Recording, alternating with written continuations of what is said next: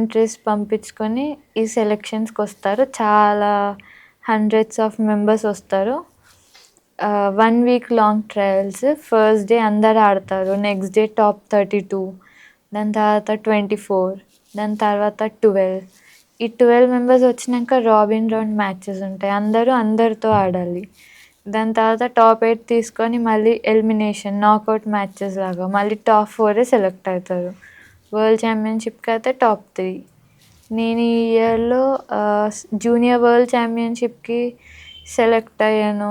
కానీ senior world ఛాంపియన్‌షిప్‌కి select అవ్వలేదు. Third, ఫోర్త్‌కి టై అయింది. టైలో మళ్ళీ టై అయ్యి మళ్ళీ టై షాట్‌లో ఓడిపోయాను. ఓకే. అసలు వరల్డ్ ఛాంపియన్‌షిప్‌లో క్వాలిఫై అవ్వడమే చాలామంది ఒక మెడల్ లాగా ఫీల్ అవుతారు. అలాంటిది మీరు క్వాలిఫై అయ్యి కూడా యూఎస్‌కి ఎందుకు వెళ్ళలేకపోయారు? యూఎస్ వీసా నన్ను రిజెక్ట్ చేసింది. అప్పుడు ట్రంప్ ఏవో కొత్త రూల్స్ పెట్టాడు కదా! సో, దానివల్ల నాకు వీసా రాలేదు.